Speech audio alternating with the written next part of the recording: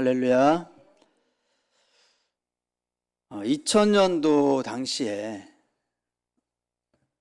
당시에 우리나라 그 당시만 해도 우리나라 재계 서열 1위가 현대그룹이었습니다. 현대그룹. 지금은 좀 바뀌었지만, 그래서 2000년도 당시에 그 현대그룹의 상속 문제를 놓고 벌어졌던 그 유명한 난이 있었습니다. 왕자의 난이라고 일명.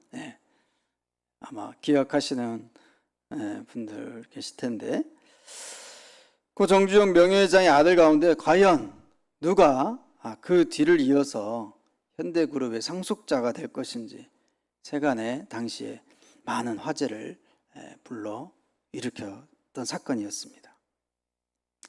그때 고 정주영 명예회장은 현대교회를 분리해서 자녀들에게 나눠주었는데, 그 당시 검찰 조사를 받다가 자살한 고 정몽원 씨에게 이 주력 그룹인 현대를 물려주었습니다. 이 정몽원 씨는 왕자의 난의 승리자가 되어 여러 형들을 물리치고 현대그룹이라는 초대형 재벌 그룹을 상속받게 되었습니다. 그런데 이 정몽원 씨는 현대그룹 상속 이후 평탄치 못한 삶을 살았습니다. 현대그룹을 상속받지 못한 다른 형들과 계속 갈등을 빚었고, 이 대북 사업과 관련한 검찰 조사 등으로 궁지에 내몰리기도 했습니다. 그래서 결국 그는 스스로 목숨을 버리고 끊고 말았습니다. 이렇게 현대그룹을 둘러싸고 벌어졌던 일들은 당시에 그렇게 왕자의 난이라고까지 명예에서 칭해서 유명한 그런 사건이었는데, 아무리 엄청난 재산을 상속받았다고 해도 그 엄청난 재산이 그 한 사람의 행복을 보장해 주지 못한다는 사실을 다시 한번 깨닫게 해주는 사건이었습니다. 그런데도 사람들은 이 세상에서 가장 좋은 유산을, 많은 재산을 물려받는 것이라고 생각합니다. 많은 재산을 물려주면 그 자손들이 행복하게 살 수 있을 것이라고 생각을 합니다.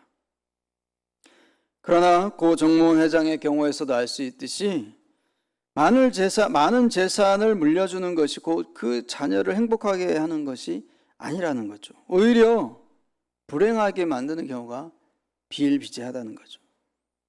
그 많은 유산을 물려받아서 그것을 가지고 다투니까, 계속 싸우니까 더 불행하게 된다는 거죠. 우리에게는 세상의 물질보다 더 큰 유산이 있습니다. 그것은 하나님이 그의 아들에게 주는 유산입니다.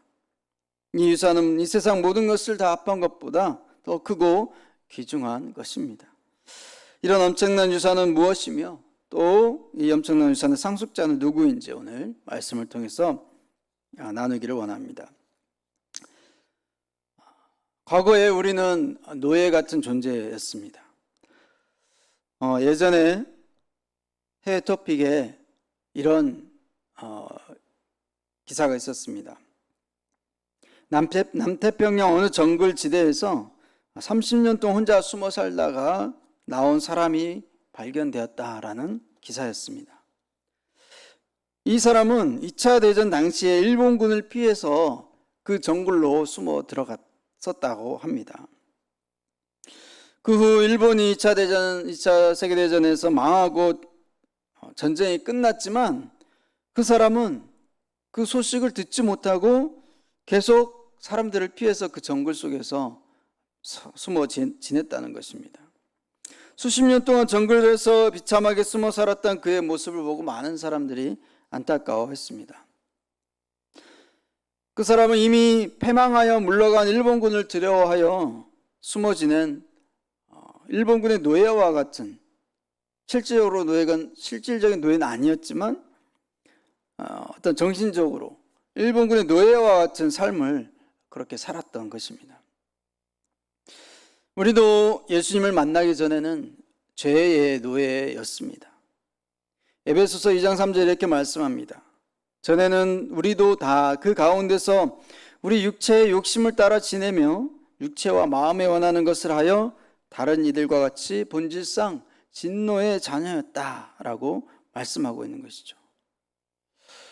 여기 에베소 2장 3절에서 말씀하는 바와 같이 죄에서 자유로운 사람은 한 명도 없습니다. 다 우리 인간은 육체의 욕심을 따라 육체와 마음이 원하는 것을 본질적으로 할 수밖에 없는, 그것을 그러해서 진노를 받을 수밖에 없는 그러한 자녀들이었습니다. 오늘 본문 3절을 한번 같이 읽어볼까요? 본문 4장 3절 시작.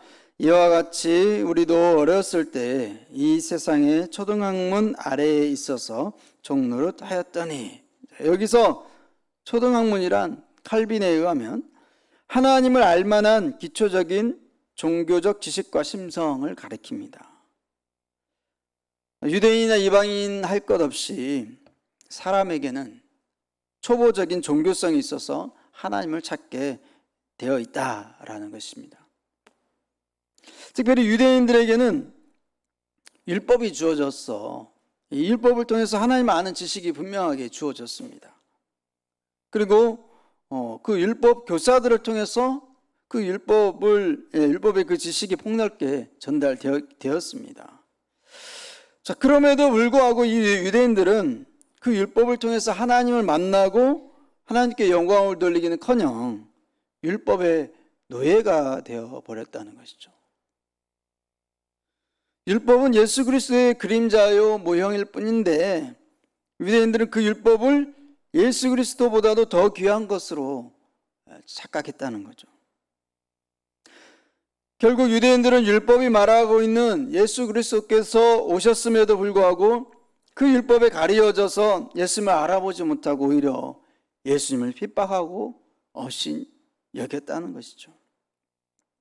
또한 예수께서 오셔서 십자가의 고난을 통해서 우리를 구원해 주셔서 율법을 완성시키셨는데도 여전히 그 율법의 초등학문에 사로잡혀 있는 어리석음을 범했던 것입니다. 한편 이방인들은 하나님을 알만한 초보적인 이 종교 지식을 바탕으로 그들 나름대로 종교를 만들고 신앙 규범을 세웠습니다. 마땅히 찾아야 할 하나님을 찾지 못하고 자신들의 손으로 만든 우상 혹은 어떤 일월성신이나 천사들을 숭배하는 그러한 죄악 속에 빠져버렸습니다. 비단 이런 이방 종교뿐 아니라 기독교 내에서도 수많은 이단 종파들이 출몰하기도 했습니다. 이런 것들은 다 모두가 아직 세상의 초등학문에 머물러 있으면서 죄의 종로를 타고 있는 것들을 죄의 종로를 타고 있는 모습을 반영하고 있는 그러한 모습들입니다. 많은 사람들에게 기독교 복음이 전해졌고 지금도 전해지고 있지만 이 땅에는 아직도 세상의 초등학문에 매여서 죄와 사망의 사슬에서 벗어나지 못하고 있는 사람들이 많이 있다라는 거죠. 그러나 예수 그리스도의 구원 사건을 받아들인 그리스도인들은 더 이상 죄의 종, 초등학문의 종이 아닙니다. 이에 대해 로마서 6장 6절에서는 우리가 알거니와 우리 옛사람이 예수와 함께 십자가에 못 박힌 것은 죄의 몸이 멸하여 다시는 우리가 죄에게 종노릇 하지 아니하려 함이니라고 그렇게 말씀하고 있습니다. 이제 우리는 예수 그리스도로 말미암아 죄로부터 당당하게 자유인이 되었다는 것이죠. 예수 그리스도 때문에 우리는 그 무엇에게도 종속되지 않는다는 것입니다. 참된 자유를 누릴 수 있는, 예수님 안에서 참된 자유함을 누릴 수 있는 그러한 행복한 사람이 되었다는 것이죠. 그래서 요한복음 8장 32절에 진리를 알지니 진리가 너희를 자유케 하리라 그렇게 우리에게 말씀하고 있습니다.